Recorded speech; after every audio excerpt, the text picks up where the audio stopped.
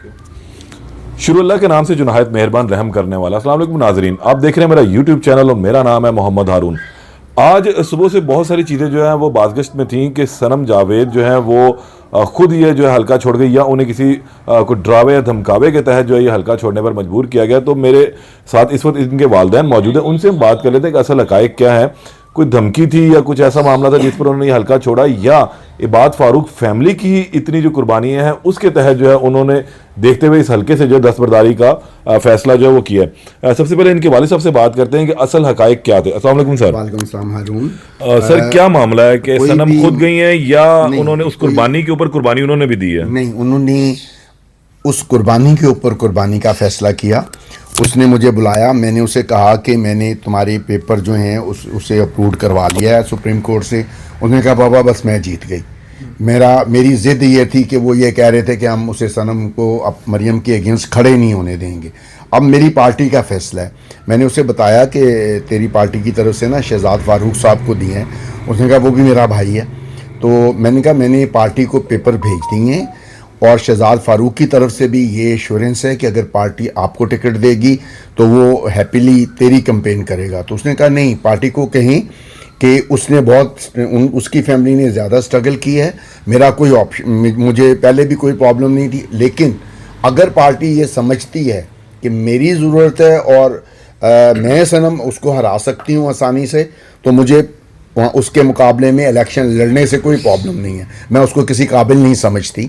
मैं उसके साथ हर तरह, ना मुझे कोई खौफ है, ना उसको खौफ है, ना मुझे खौफ है। मुझे एक टेलीफोन किया गया था धमकी वाला, तो मैंने उसके जवाब में जिस बंदे ने मुझे टेलीफोन किया था वो मियाँ इफ्तिखार था जो पीटीआई का उम्मीदवार था। उसने मुझे दो बंदों के नाम लेके कहा कि जी उन्होंने कहा है कि जी सनम जो अगर इधर आई तो अच्छा नहीं होगा। मैंने कहा वो जो है ना जी, वो हैं बेसिकली मंशियात फरोश, और उनकी इतनी औकात नहीं है कि वो मुझे इस तरह की धमकी दे सकें। मैंने उनसे कहा कि अगर पार्टी ने ये फैसला कर लिया कि सनम वहाँ से इलेक्शन लड़ेगी तो वो ये भूल जाएं कि वो इलेक्शन लड़ेंगे फिर धमकी दे के मुझे। मैंने कहा धमकी दे के ना हम किसी से डरते हैं, ना कोई गैर कानूनी काम करते हैं, लेकिन किसी बदमाश की जो धमकी है उसको किसी खातर में नहीं लिखते। बदमाशों की क्या औकात होती है वो एक। तो अब आप ये बताएंगे सनम जो है इस वक्त अपनी खुशी से जो दस्तबरदार हो रही है? नहीं, अभी तक इस्तेमाल कर सकते हैं। नहीं, अच्छा नहीं, अभी तक उसका कोई इरादा नहीं है दस्तबरदार। पार्टी का जो फैसला आएगा वो कह रही है जो पार्टी फैसला करेगी। अगर पार्टी ये फैसला करती है कि वो शहजाद फारूक साहब लड़ेंगे तो मेरी तरफ से आप उसकी माँ और उसका बेटा और उसकी बेटी जाके शहजाद फारूक की कैंपेन करेंगे।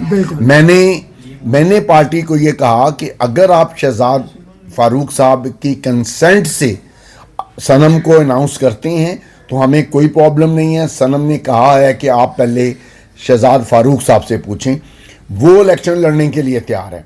और शहजाद फारूक साहब, अगर सनम को कहा जाता है इलेक्शन लड़ने के लिए तो शहजाद फारूक साहब भी तैयार हैं, और वो हमारी ये ख्वाहिश होगी कि फिर शहजाद फारूक साहब ही हमारी तरफ से उसको लीड करें। फिर वो शहजाद फारूक तो इसका मतलब फिर सनम जावेद के कैंडिडेट हुए ना? हाँ, डेफिनेटली वो ये कह रही है।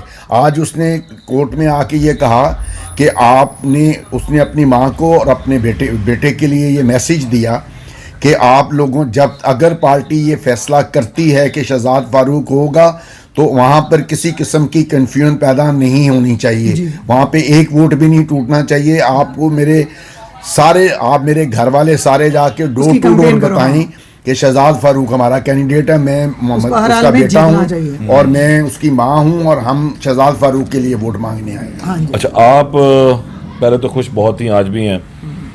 अगर सनम मैदान में उतरती हैं तो जाहिर सी बात आपका जज्बा और डबल हो जाएगा, और अगर सनम नहीं आती मैदान में तो जाहिर सी बात है कि फिर आप शहजाद फारूक ही की कैंपेन करेंगे। उसके लिए क्या स्ट्रेटजी बना के रखी है? अगर एक माह पहले फैसला ही आता ना तो फिर मेरी कुछ और तरह की होता। अब देखें, एक टाइम बहुत ज़्यादा हो गया और मैं किसी भी तरीके से ये नहीं चाहती कि खान आ रहे। हमें सिर्फ खान से मतलब है, खान का जो वोट ना टूटे। कुछ लोगों की जो हमदर्दियाँ होंगी, देखें हर इंसान है, जैसे खान साहब खड़े हैं, आप खड़े हैं, आप ये ना समझे कि इस वक्त मेरे शौहर हैं। कुछ की हमदर्दियाँ इनके साथ होंगी, कुछ की आपके साथ होंगी। बिल्कुल ठीक है। हमें सिर्फ अपना जो हमारा मेन मकसद है वो ये है कि भगौड़ी को हराना। मरियम नवाज को हराना। पहली जीत मेरी उस वक्त हुई जब मेरे मियाँ ने केस जीता, 2 जगह से रिजेक्ट हुआ, सुप्रीम कोर्ट से जीते। मैं बहुत खुश हूँ, मेरी वो सबसे बड़ी जीत है। हाँ, वो सनम ही की जीत है। हाँ, वो हमारी जीत है, वो सबसे बड़ी जीत है। अब टाइम बहुत कम है और शहजाद फारूक की बहुत मेहनत है। मेरी बेटी ने ये मैसेज भेजा है, जो पार्टी फैसला करेगी हम उसमें खुश हैं, लेकिन अगर वो उन्हीं के हक में जाता है तो आप दिल खोल कर कंपेन करें, और वो जहाँ कहेंगे, जिस तरह की भी मुझसे हेल्प चाहेंगे, मैं और सनम के बच्चे इंशाल्लाह उनके लिए कंपेन भी करेंगे, वोट भी इंशाल्लाह जीत कर भी दिखाएंगे। बहुत शुक्रिया। हमारी वो बात हो रही थी और ये कन्फ्यूजन जो है वो ख़त्म अब हो चुका हुआ है इनके वालिदैन की जानिब से कि अगर सनम पार्टी नहीं देती टिकट तो सनम ने एक जहन बना लिया है कि, और अपनी फैमिली को ये पैगाम भी दे दिया, बल्कि एक हुक्म भी दे दिया है कि वो इबाद फारूक फैमिली के जो भाई हैं, शहजाद एक फारूक, छोटी उनकी सी जो है, बात जी और, बिल्कुल, कोई ये मत समझे कि डर के छोड़ा है या वो विड्रॉ किया, नहीं नहीं, पार्टी का फैसला अभी तक आया नहीं, और हमारा अपना ये कि हमारे खान का नुकसान हो जाएगा क्योंकि टाइम बड़ी तेजी से गुजर रहा है। तो इस तरह 2 हिस्सों में मैं नहीं चाहती कि वोट हमारा डिवाइड हो। बिल्कुल। और अब ये भी ये चीज़ भी उन्होंने क्लियर कर दी कि ना तो वो डिवाइड करना चाहते हैं ना कुछ, लेकिन जो भी फैसला होगा इन्होंने अपने जहन बना भी लिया और वो हर हाल में शहजाद फारूक की कैंपेन में जाएंगे। तब तक दोबारा मिलते हैं आपसे अपडेट के साथ। इजाज़त दें, अल्लाह ने के बान।